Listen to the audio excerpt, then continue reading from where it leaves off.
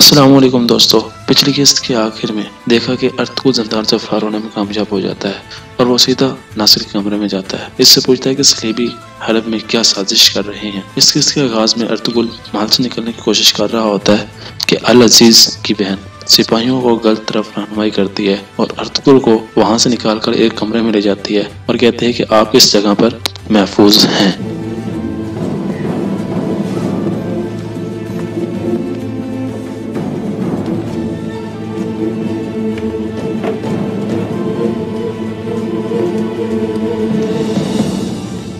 یہاں آپ بالکل محفوظ ہیں۔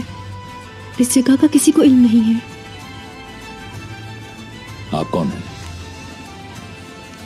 آپ نے جس کی جان بچائی میں ان کی بھانجی ہوں، وزیر اعظم شہاب الدین کی۔ العزیز کی بہن ہے یعنی؟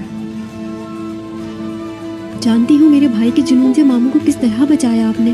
جان پر کھیل کر انہیں نکال لے گئے آپ۔ دشمن نہیں ہوں آپ کی۔ حلب میں کون دوست ہے کون دشمن کچھ پتہ نہیں چلتا۔ اس شہر کو اگر کوئی شخص صلیبیوں سے بچا سکتا ہے تو وہ ماموں جان ہے۔ اسی وجہ سے میں نے آپ کی مدد کی۔ ماموں جان کا دوست میرا بھی دوست ہے۔ ایسا تو نہیں دوست کے روپ میں دشمن نکلے آپ بھی؟ آج رات آپ یہیں گزارے، صبح ہوتے ہی آپ کو یہاں سے نکال دوں گی۔ ظاہر ہے اور کوئی چارہ بھی نہیں۔ شہزادہ شہیر کو صفیہ کہتی ہے کہ کیا تم نے دعا مانگ لی ہے؟ وہ کہتا ہے کہ نہیں۔ وہ دونوں دعا مانگنے بیٹھ جاتے ہیں۔ شہزادہ شہیر اس دوران ادھر ادھر دیکھتا رہتا ہے اور جب وہ سو جاتی ہے تو وہ دوبارہ اپنی دعا مانگتا ہے۔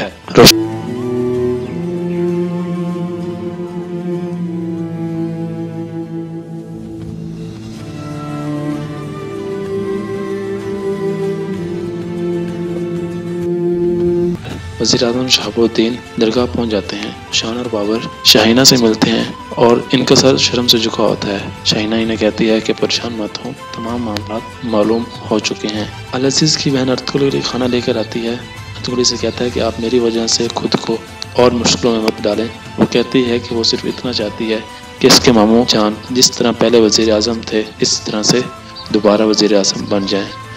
ادھر افشاں بھی نورگل سے ملنے آتا ہے اور باقی تمام سپاہیوں کو جام پلا کر انہیں ایک سائڈ پہ بھیج دیتا ہے۔ نورگل سے کہتا ہے کہ ہمت مت ہارو، میں تمہیں جلد بچا لوں گا یہاں سے۔ نورگل کہتا ہے کہ اگر میں شہید ہو جاؤں تو قبیلے والوں سے جا کے کہنا کہ میں نے کتنے ظلم برداشت کیے ہیں لیکن میں ظلم کے آگے جھکا نہیں ہوں، اور شاہینہ سے کہنا کہ میں تمہیں کسی پل بھی نہیں بھول سکا ہوں۔ افشاں اسے کہتا ہے کہ آپ پریشان مت ہوں، میں تم سے وعدہ کرتا ہوں کہ میں تمہیں یہاں سے زندہ نکالنے میں کامیاب ہو جاؤں گا اور یہ سب کچھ تم شاہینہ سے خود کہو گے۔ پیدریچو اپنے دوست تھامس سے کہتا ہے کہ آپ نے جو مطلوب پاپائے اعظم کو لکھے تھے ان کی ذرا برابر بھی اہمیت نہیں رہی۔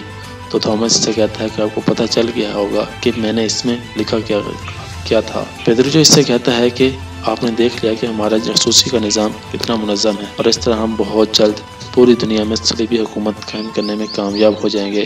تھامس کہتا ہے کہ مجھے آپ کے اس منصوبے میں ذرا برابر بھی دلچسپی نہیں ہے۔ پیدریچو اس سے کہتا ہے اگر آپ کو پاپائے اعظم بنا دیا جائے تو اس کے بعد تھامس اپنی رضامندی کا اظہار کرتا ہے اور اپنی جگہ سے اٹھ کھڑا ہوتا ہے۔ اس کے بعد افشاں بھی شہزادہ شہیر کے پاس آتا ہے اور اسے اٹھا کر کہتا ہے کہ ایک سائڈ پہ لے جاتا ہے، اس سے کہتا ہے کہ تمہیں ایک اہم کام سر انجام دینا ہے، تم نے مارکوس سے زندان کی چابی حاصل کرنی ہے۔ عزت صبح سویرے نورگل کے پاس آتی ہے اور نورگل سے بات کرنا چاہتی ہے۔ نورگل خاموش رہتا ہے۔ جب وہ وہاں سے جا رہی ہوتی ہے تو نورگل بولتا ہے کہ تم مجھ سے کیا چاہتی ہو؟ نورگل اسے کہتا ہے کہ کیا تم مجھ سے اپنے والد کا قتل چاہتی ہو؟ تم میری حالت کو دیکھ رہی ہو کہ میں کس حالت میں ہوں۔ وہ کہتی ہے کہ تم نے صرف اتنا کام کرنا ہے کہ زندان میں موجود قیدی سے پوچھنا ہے کہ کیا وہ کسی عزت نامی لڑکی کو جانتا ہے۔ اگر اس کا جواب ہاں میں ہوا تو میں تمہاری آزادی کے لیے جان پر کھیل جاؤں گی۔ سلیمان شاہ اپنے چند ساتھیوں کے ساتھ حلب پہنچ چکا ہوتا ہے۔ ان کی ملاقات وزیر اعظم شہاب الدین سے ہوتی ہے اور وہ اسے اپنے قبیلے میں آنے کی دعوت دیتے ہیں اور کہتے ہیں کہ اگر 70 بادشاہوں کی فوجیں بھی ہم پر حملہ آور ہو گئیں تو پھر بھی ہم آپ پر آنچ نہیں آنے دیں گے۔ اس کے بعد وہ حلب کے دربار میں امیر العزیز کے سامنے پیش ہوتے ہیں اور اس سے یہ مکالمہ کرتے ہیں۔ میں طائی قبیلے کا سردار سلیمان شاہ ہوں، اہم بات کرنے آیا ہوں آپ سے۔ جب تم نے آنے کی زحمت کر ہی لی ہے تو بولو، سن رہا ہوں میں۔ ناحق قید کیے گئے میرے بیٹے کو رہا کر دیجئے۔ और हमारे कबीले पर से वबा का झूठा इल्जाम वापस लेकर हमारी सरजमीन वापस कीजिए। और अगर हम ये सब कुछ ना करें तो फिर जो सरजमीन आपने पहले अता की थी हम वहां जबरदस्ती पड़ाव डाल देंगे। लेकिन अगर अर्तगल को रिहा ना किया आपने तो वहां एक कबीला आबाद होगा और यहां एक शहर बर्बाद होगा। हलब तहस नहस हो जाएगा।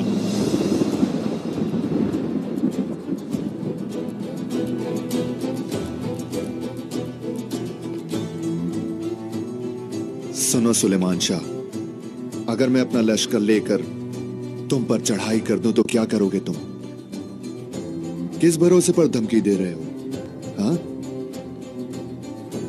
जब हमें उन सांपों के बिल्कुल साथ इलाका बख्शा गया तो जिस अल्लाह का नाम लेकर हमने लब्बैक कहा उसी पर भरोसा है।